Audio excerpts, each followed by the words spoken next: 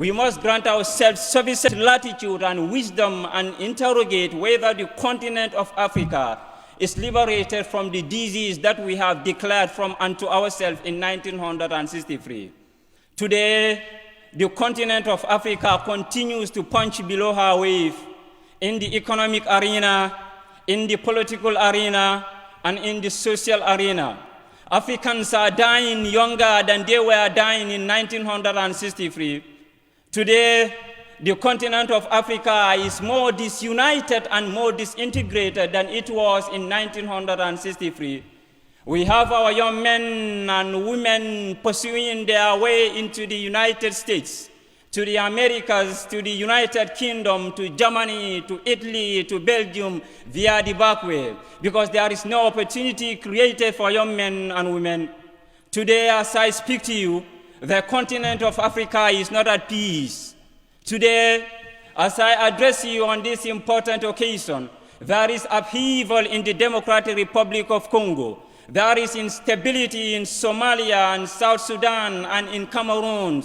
Young men and women of the continent of Africa are dying and being arrested and molested and have their rights violated because there is threat of insecurity and fundamental human rights deprivation.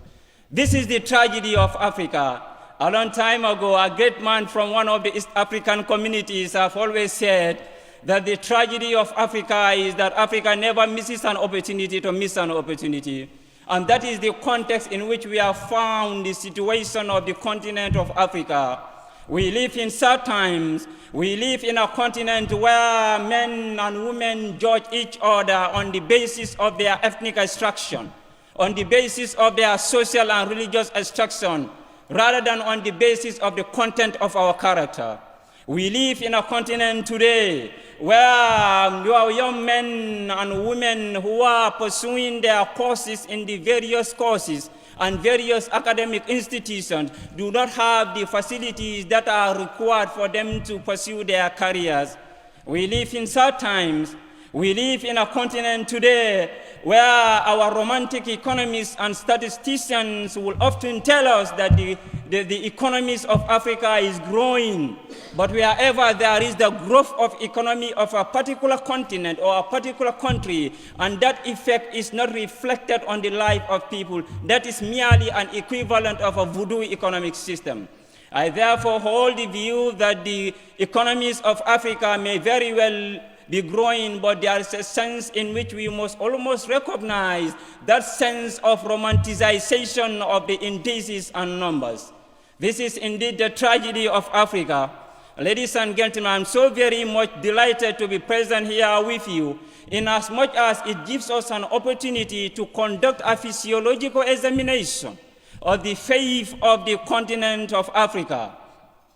It has been said in 1962, Chinua Achebe, in his moments of doubt, when he cast his eyes on the continent of Africa, he posed the question that where are the young suckers that will grow when the old banana dies?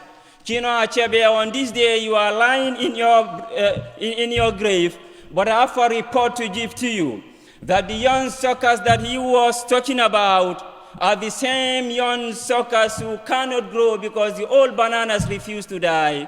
The old bananas refers to the older generation.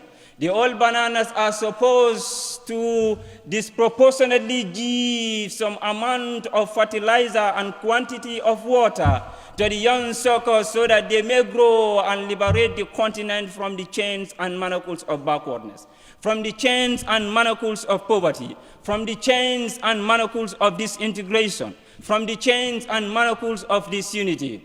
Chinua Achebe, as you lie in your grave, the young suckers that he was referring to are the young suckers who are constituted in this assembly, are the young suckers who are present in the area of education, are the young suckers who are present in the area of skills, are the young suckers who are present in the area of entrepreneurship, and are the young suckers who are present in the area of activism. And that is why I believe that I owe a gratitude of appreciation and compliment to the leadership and volunteerism of Rotary, the Rise of the Young, for pioneering and instituting an assembly such as this, because it is a mark and demonstration of the love and the heart that they have for the continent of Africa. For it is only in that context that we can demonstrate to the world that we are capable of feeding ourselves, that we are capable of steering the affairs of our generation, that the young suckers that the Kino Achebe is talking about, we are the very young suckers that he is talking about. Ladies and gentlemen, as I draw to the conclusion of my speech, a number of things come to my mind.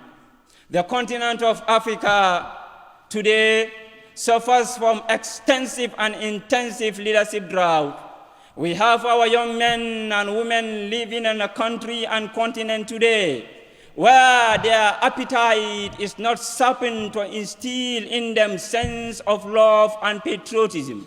And the last time I checked, the foundational principle upon the growth of every society is love and patriotism. I urge you, even as we assemble in this assembly, even as we are constituted here, let this assembly be an occasion where it will instill sense of enthusiasm, sense of wisdom, and sense of spirit in us, so that when we go out there, we are able to stand firm and demonstrate to the Afro-pessimists and demonstrate to the Afro-cynics that we are the generation that are equivalent to saviors of this generation. And inasmuch as we are concerned, the continent of Africa will be liberated, despite the conflict that continues to stunt the generation, despite poverty, hunger, and disease that continue to stunt the generation. The continent of Africa will rise, because Africa must rise. The children of Africa deserve nothing but to rise, and the young men and women of the continent of Africa deserve nothing but just to rise. Writing therefore and speaking therefore in the early days